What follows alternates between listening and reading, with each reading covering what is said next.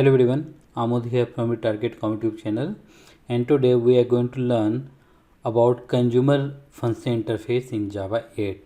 So actually I started this topic in last video itself, but in last video we learned about only one method in the consumer function interface, but today we are going to learn how can we call multiple consumer interface implementations, and also we'll learn how to use the second method which is default inside the consumer function interface, right? This and then. Okay, so we know that any function interface will have only one abstract method, but it can have multiple default static methods. So this consumer is provided by default in Java 8, and we have one method accept, another default method we have and then. So we have already seen the examples of accept method in last video. If you have not watched, please go and watch that video, because this video will be continuation of that video itself. Okay, so let me go and write some code so that I can explain it better. So we know that how to create the consumer implementation using the lambda expressions. Okay, so what I'm going to do here, I will go to my previous example and I will copy this line. Okay, so I've already explained how to create the consumer implementation using lambda expression in my last video.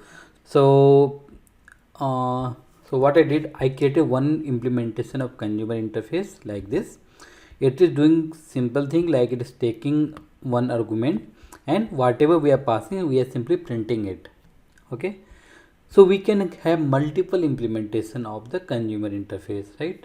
So what I'm going to do, I'm going to copy and paste it again. Okay, so I will name it as consumer2, and what this will do, instead of printing this one, it will print updated value is, and I will append some text, maybe update.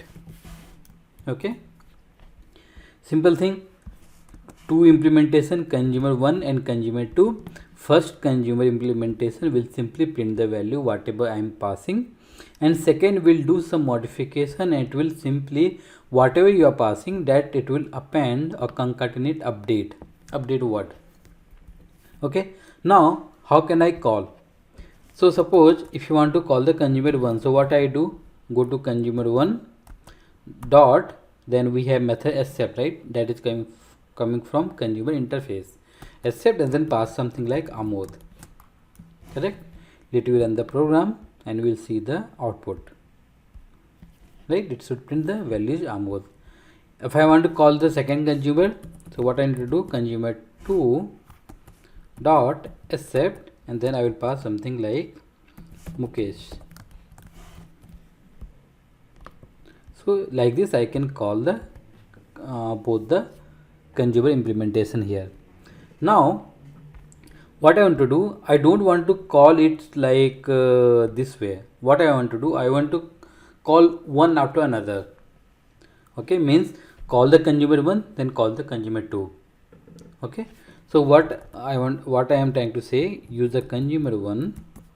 Okay, then we have two methods, right? It will show me two methods, accept and then. What I'm going to do, instead of calling the accept, I will call the and then. Okay, and then, as you can see here, this and then method is also accepting one consumer type here. So select this one, and here you pass the consumer2. So what I am saying, that consumer1 I have another method and then, because the consumer1 is the implementation of consumer interface, so obviously we'll have this method available. I'm passing the consumer2 here. Okay, then I will pass accept, and then I put some input like Naveen. Okay, so let me run the program and let's see what is the output. You can see this was the first output, so let it be. Check the for line number 15. So what it says, that it is printing values Naveen. Okay, and then updated values Naveen update. What is actually happening here, okay, this particular will be given to this implementation first, okay, and it will go and it will perform this action, okay. Then this will go through, this will pass to this one, consumer 2, so it will do this one. So what actually I have done, I use the consumer chaining here, okay. I called two consumer implementation using the andThen method, okay. And this is the this is the input you have to give, and this input will be given to this first and then this second. So this is called consumer chaining, okay.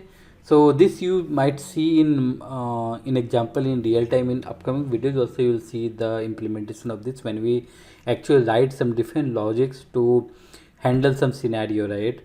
So that time I will show that how the usage of these kinds of methods will be helpful. Now let's see some different way of calling it, okay, or some different example actually.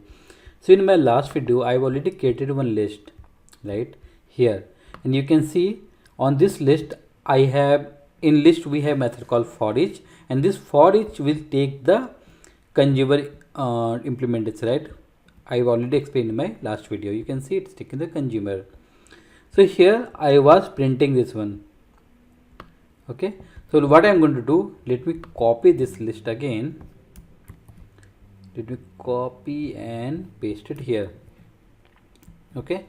And I will simply, okay, let it be, and I will simply do the some separator here like this, okay. So simple, we have one list where I have 3 values, okay. Let me add let me create some consumers first. So what I'm going to do, in the first one, let me copy this and I will edit the same thing. What I'm going to do here, consumer 3 and consumer 4, and let it be T only, and okay, and they no need to create again, okay. I will use the same method. So in the list, names is a list of a string. Here we have a method called for each, and this for each is taking the consumer implementation. This what is consumer is a functional interface which we are seeing, and we have already learned or seen the multiple examples. So do the call it. What I'm going to do, first call the consumer 1, okay, consumer 1, and if I run it, I will simply comment this because I don't want to see multiple outputs. So simply I am, for the for each I am simply calling this consumer 1, okay. So let me run the program, and you can see we will have the some output, right? Java same recessive. Now what I want to do, I want to do the consumer chaining here. So what I'm going to do, after calling the consumer 1, we have another method called andThen, right? And here we to pass the consumer 2. If you see this code, so after calling andThen we are using the accept method, right, to pass the input. But here remember there is no need to pass the input. Why? Because for each is responsible to give the input to these two consumers, okay. So if I run the program now, we'll see the output as expected. You can see Java update, Selenium update, recessive update. So this is the trick. If you are calling it like this, okay, standalone, okay, so here you need to pass the input, because if you give only this much, it will give you error. If I uncomment it and I will simply remove this part, okay, it will not print anything actually. If I go and run as Java application, you can see it didn't print anything. Why? Because you are calling it, right? You are calling like, okay, go and call the consumer 1 first, followed by consumer 2, but we have not provided the input. That's why it is not printing anything, okay. Here, that's why we need to pass the accept here. So if I pass the accept, it will go and print the expected output now, right? Correct. But here when you are using the for each method, so there is no need to call the accept method here. Why? Because for each is responsible to do that part here, this, because for each means it will take the value one by one, or you can say iterating the list one by one. So it is taking the first value, like Java, it will give to this one and it will give to this one. Then Selenium, it will give to first one, then second one, and same thing for rest assured. Okay, so these are the examples of consumer functional interface, and I have already shown you the usage of accept method, and then in this video we learn about the consumer chaining, and also we learn how can you use the andThen method. Okay, and also I have shown you the example how can we use the list and how can we use for the simple one, okay, or direct usage. So in the next video we'll go and learn some another functional interface provided by Java 8. So if you have any doubt, please comment on this video. If you really like my videos, please like, comment, subscribe and share with others. Thank you everyone.